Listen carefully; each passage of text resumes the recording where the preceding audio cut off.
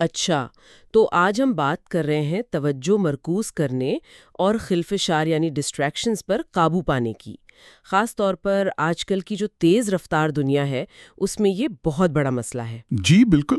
ہمارے پاس کچھ مواد ہیں، مضامین ہیں، ورک بکس ہے جو منصوبہ بندی، گہری محنت اور اضطراب یعنی انگزائٹی کو سنبھالنے پر بات کرتے ہیں۔ اور مقصد یہ ہے کہ ان سے کچھ کام کی باتیں نکالیں، کچھ عملی طریقے جن سے توجہ بہتر ہو، کام زیادہ ہو اور ذہن بھی پرسکون رہے۔ بالکل، تو یہ ذرائع دکھاتے ہیں کہ کیسے باہر کی چیزیں جیسے فون بجنا، نوٹیفیکیشنز اور اندر کی چیزیں جیسے پریشانیاں، سوچیں، ہاں، یہ سب مل کر ہماری توجہ، ہماری پلاننگ کی صلاحیت کو کیسے متاثر کرتی ہیں۔ تو دیکھتے ہیں ان ذرائع میں کیا حل ملتے ہیں۔ چلیں منصوبہ بندی سے شروع کرتے ہیں۔ ایک ذریعہ ہے دی اسٹوڈنٹ ٹائم سے، وہ مستقبل کی منصوبہ بندی جیسے 2025 کے لیے اس پر زور دیتا ہے۔ اچھا، اور ایک دلچسپ بات یہ ہے کہ دور کے مطابق منصوبہ بندی ہو، مطلب آج کل جو چل رہا ہے اسے سمجھ کر پلان کریں۔ یہ بات اہم ہے۔ اس میں جذباتی ذہانت یعنی ایموشنل انٹیلیجنس بہت ضروری بتائی گئی ہے۔ اپنے جذبات، دوسروں کے جذبات سمجھنا، ان کو مینج کرنا، تاکہ مل کر کام کیا جا سکے، ظاہر ہے۔ بالکل۔ اور اس میں اسلامی پہلو کا بھی ذکر ہے، جیسے توکل، مایوسی سے بچنا اور وقت کی قدر، جیسے سورۃ العصر کا حوالہ۔ جی، وقت کی اہمیت تو ہے ہی۔ اچھا، منصوبہ بندی تو ہو گئی، لیکن اس پر عمل کیسے ہو؟ یہاں گہری محنت یا ڈیپ ورک کا تصور آتا ہے۔ ڈیپ ورک، ہاں، یہ آج کل بہت سننے میں آ رہا ہے۔ جی، یہ دراصل وہ صلاحیت ہے کہ آپ بغیر کسی خلفشار کے پوری توجہ سے ذہنی طور پر مشکل کام کر سکیں۔ اچھا، اس کے مقابلے میں ہے سطحی کام یا شیلو ورک، جیسے ای میلز دیکھنا، چھوٹی موٹی میٹنگز، آسان کام جو زیادہ دماغ نہیں مانگتے اور اکثر ڈسٹریکشن کے ساتھ ہوتے ہیں۔ بالکل۔ تو گہری محنت نایاب ہوتی جا رہی ہے اور اسی لیے بہت قیمتی بھی۔ صحیح۔ اور یہ جو ملٹی ٹاسکنگ کا اتنا شور ہے، ذرائع تو کچھ اور کہتے ہیں۔ وہ کہتے ہیں یہ اتنا مؤثر نہیں ہے۔ وجہ ہے توجہ کی باقیات، اٹینشن ریزیڈول۔ یعنی جب آپ ایک کام چھوڑ کر فوراً دوسرا شروع کرتے ہیں تو آپ کی توجہ کا کچھ حصہ پچھلے کام پر ہی اٹکا رہتا ہے، دماغ پوری طرح نئے کام پر نہیں آتا۔ اچھا، جیسے رپورٹ لکھتے لکھتے ایک نظر ای میل دیکھ لی تو واپس رپورٹ پر پوری توجہ آنے میں وقت لگتا ہے۔ بالکل، اسی لیے گہری محنت کا اصول ہے وقت ضرب توجہ کی شدت برابر اعلیٰ معیار کا کام۔ شدت کم تو کوالٹی بھی کم۔ تو پھر اس گہری محنت کو اپنی عادت کیسے بنایا جائے؟ کچھ عملی طریقے بھی بتائیں۔ جی، 4 بنیادی اصول بتائے گئے ہیں۔ پہلا، سخت محنت کریں، مطلب باقاعدگی سے معمول بنا کر، جیسے روزانہ 90 منٹ کا ایک بلاک صرف گہرے کام کے لیے۔ ایک روٹین بن جائے۔ دوسرا اصول بڑا دلچسپ ہے، بوریت کو قبول کریں۔ بوریت کو؟ وہ کیسے؟ مطلب یہ کہ جو بار بار فون دیکھنے کی، کچھ نیا کرنے کی خواہش ہوتی ہے، اس کے خلاف مزاحمت پیدا کریں۔ مشق کریں کہ نوٹیفیکیشن آئے تو فوراً نہیں دیکھنا۔ یہ تو مشکل کام ہے آج کل۔ تیسرا، سوشل میڈیا کم کریں۔ کرافٹس مین اپروچ کا ذکر ہے، یعنی صرف وہ ٹول استعمال کریں جن کا فائدہ ان کے خلفشار والے نقصان سے کہیں زیادہ ہو۔ سوچ سمجھ کر استعمال کریں۔ جی، اور چوتھا، سطحی کام کو محدود کریں، ہر منٹ کا حساب رکھیں یا فکسڈ شیڈیول پروڈکٹیوٹی اپنائیں، جیسے پکا ارادہ کر لیں کہ شام 5 بجے تک کام ختم کرنا ہے۔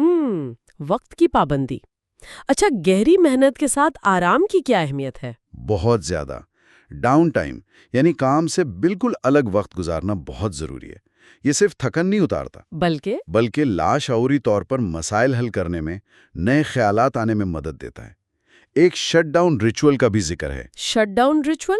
ہاں، دن کے آخر میں کام کی ساری سوچوں کو شعوری طور پر بند کر دینا تاکہ دماغ واقعی آرام کر سکے۔ ٹھیک ہے، یہ تو ہو گئی باہر کی ڈسٹریکشنز اور کام پر توجہ، لیکن اندرونی خلفشار کا کیا؟ پریشانی، گھبراہٹ، اس پر سیدھا ورک بک سے کیا پتہ چلتا ہے؟ ہاں، یہ بہت اہم نکتہ ہے۔ یہ ورک بکس فاسد چکر یا وشس سائیکل کی بات کرتی ہیں۔ فاسد چکر؟ جی، یعنی کیسے منفی سوچیں، جیسے میں یہ نہیں کر سکتا، جسمانی احساسات، دل تیز دھڑکنا، سانس پھولنا، جذبات، خوف، پریشانی اور رویے، کام ٹال دینا، بچنا، یہ سب ایک دوسرے کو بڑھاتے ہیں۔ اچھا، ایک چیز دوسری کو ٹریگر کرتی ہے۔ بالکل، جیسے عمومی اضطراب یا GAD میں غیر یقینی کی عدم برداشت ہوتی ہے، مطلب ہر چیز پر کنٹرول کی شدید خواہش۔ اور پینک ڈس آرڈر میں؟ اس میں لوگ جسمانی علامات پر بہت زیادہ دھیان دیتے ہیں، ہائپر ویجیلنس، اور ان سے بچنے کے لیے خاص رویہ اپناتے ہیں جو اصل میں مسئلہ برقرار رکھتے ہیں۔ تو ان اندرونی خلفشار سے نمٹنے کے لیے کوئی عملی تکنیک؟ جی، ایک بہت مفید تکنیک بتائی گئی ہے، پریشانی کا وقت یا وری ٹائم۔ پریشانی کا وقت؟ یہ کیا ہے؟ اس کا خیال یہ ہے کہ آپ روز فکر کرنے کے لیے ایک خاص وقت، جیسے دن میں 20 منٹ مقرر کر لیں۔ اچھا، دن میں جب بھی کوئی پریشانی والی سوچ آئے اسے نوٹ کر لیں، لیکن اس پر غور نہ کریں، اسے ملتوی کر دیں اس مقررہ وقت تک۔ اور اس وقت کیا کریں؟ اپنی توجہ واپس حال پر لائیں، جو کام کر رہے ہیں اس پر یا اپنے ارد گرد کی چیزوں پر دھیان دیں، حواس خمسہ کا استعمال کریں۔ ٹھیک ہے، پھر جب وہ مقررہ پریشانی کا وقت آئے تب اپنی لکھی ہوئی پریشانیوں کو دیکھیں، ہو سکتا ہے کچھ اب اہم ہی نہ لگیں۔ ہاں، ایسا ہوتا ہے۔ کچھ شاید عملی مسائل ہوں جن کا حل سوچا جا سکتا ہے، اس کے لیے پرابلم سالونگ کی تکنیک استعمال کریں۔ اور جو کیا ہوگا اگر والی فضول پریشانیاں ہوتی ہیں؟ ہاں، جو فرضی پریشانیاں ہیں، پریشانی کا وقت خاص طور پر ان کے لیے مفید ہے۔ آپ ان سوچوں کو چیلنج کر سکتے ہیں۔ یہ تکنیک اس چکر کو توڑنے میں مدد دیتی ہے۔ تو یہ ذہنی سکون لانے میں مددگار ہے؟ جی، اور جب ذہن پرسکون ہوگا تبھی تو گہری محنت ممکن ہوگی۔ تو خلاصہ یہ ہوا کہ مؤثر منصوبہ بندی کے لیے ہمیں توجہ چاہیے۔ جی، گہری محنت وہ توجہ حاصل کرنے کا ایک منظم طریقہ ہے۔ بالکل۔ لیکن یہ تبھی کام کرے گا جب ہم اپنی اندرونی حالت یعنی پریشانی وغیرہ پر بھی قابو پانا سیکھیں۔ صحیح وقت کا صحیح استعمال، چاہے وہ کام کے لیے ہو یا پریشانی کے لیے مختص کیا گیا، پریشانی کا وقت کلیدی حیثیت رکھتا ہے۔ بالکل۔ تو آخر میں سامعین کے لیے کوئی سوچنے کی بات؟ ہاں، ایک نکتہ ہے غور کرنے کے لیے۔ یہ جو بیرونی خلفشار ہیں، نوٹیفیکیشنز، سوشل میڈیا، اور اندرونی خلفشار، پریشان کن سوچیں، گھبراہٹ، کیا ان کے درمیان کوئی تعلق ہے؟ دلچسپ سوال ہے۔ کیا ایسا ہو سکتا ہے کہ اگر ہم جان بوجھ کر ایک پر قابو پانے کی مشق کریں، جیسے فون کم استعمال کرنا، تو اس سے ہماری اندرونی خلفشار یعنی پریشانی کو سنبھالنے کی صلاحیت بھی بہتر ہو جائے؟ یہ واقعی سوچنے والی بات ہے۔ کیا ایک پر کنٹرول دوسرے پر بھی اثر انداز ہوتا ہے؟ جی، اس پر غور کیا جا سکتا ہے۔